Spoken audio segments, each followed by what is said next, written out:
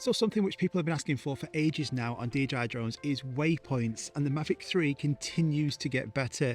We now have a firmware update which brings waypoints to the Mavic 3 and the Mavic 3 Classic. I'm testing it here now and this is absolutely fantastic. It allows you to basically set waypoints. So let's move over to the voiceover part of this. I'm going to show you my example of what I've got in this ace location, but you can basically just customize exactly where you want this drone to go. The drone will follow that. It'll do all the recording and all the gimbal rotations as well. It's pretty good. Let's show you the video.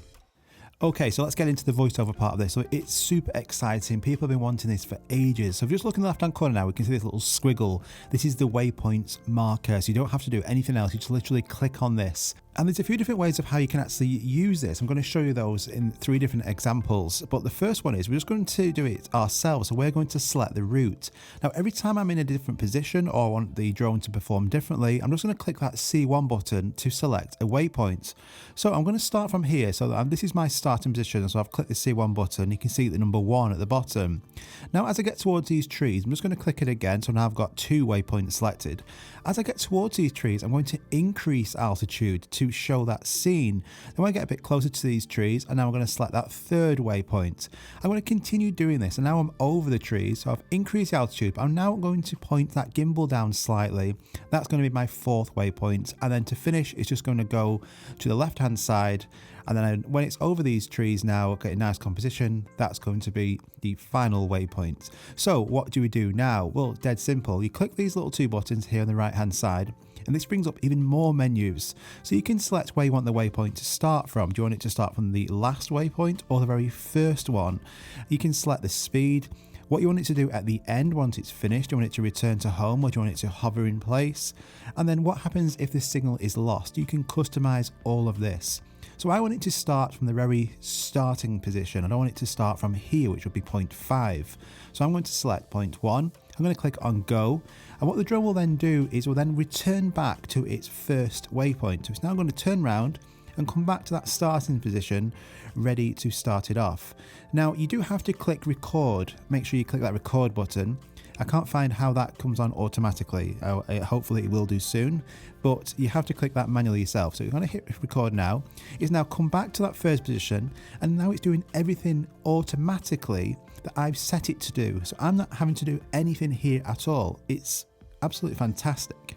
So you can pause this at any time by clicking that pause button, or you can click the pause button on your remote controller. I'm just going to speed this up slightly, but it's now going to do the route I've told it to do.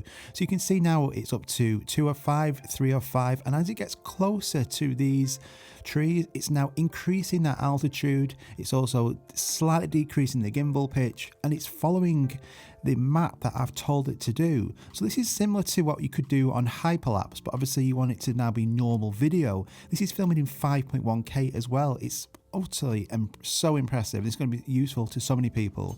You can see now it's now just drifting to the left hand side, what I told it to do, and then that gimbal pitch still slightly going down as well at the same time. Absolutely brilliant. Okay, but look how accurate it is as well. So I'm now going to select some more waypoints in a different location. So I've done the first waypoint already. Now I want it to fly through these. So I'm going to see how accurate this is, because it's got to be accurate. This is automatic. You're not under control of this. So I want the second waypoint to just be slightly behind these. And now I'm going to fly through these. This is me telling it what to do still. This is going to be my 3rd waypoint. And to finish what I want it to do, I want it to actually now go to the left-hand side, go over the sea, and then show the landscape as the finishing point. So I've selected this as my 3rd and 4th, and then the final one is just going to be to the right-hand side. Now, my aim here is to see how accurate this drone is at flying through that obstacle, because that's the key issue here for that drone. Now I can also change the speed of the drone as well, how fast I want it to perform these moves. And again, what I want it to do at the end, I want it to return to home, what happens if that signal is lost, which is really important. And you can click on each one of these and then you can just go through and change different ones. You might want it to land, hover, return to home. I wouldn't say land, I'll probably avoid that one. And then the waypoint, where do I want it to start again? Now you might want to do this in reverse, in which case you could select your last waypoint. And like for me, that would be number 6. But I'm going to select number 1. And now as I hit go, it's now going to come back to that first position. And then I'm going to see how accurate it is. And just look, so this is all being done automatically itself. And it is pinpoint accuracy. Just look at it here, going straight through the middle of these, just like I performed it as well. So the accuracy side of this is absolutely remarkable. You can see here now it's under number 4 of 6, and this is a finishing point as it now turns to reveal that landscape. All done automatically. So for mapping, for customizing positions, points of how you want the drone to go and perform, this is absolutely fantastic. And it's not just a case of going A to B, you can set this up completely. But this is how it gets even better. You can see now on the map, you can see the points that I've positioned it to go to, and it was at a consistent height. It started at 18 meters, finished at 30 meters. And this is where I plotted it when I was flying it myself manually. But you don't have to fly it manually. You can do it automatically as well.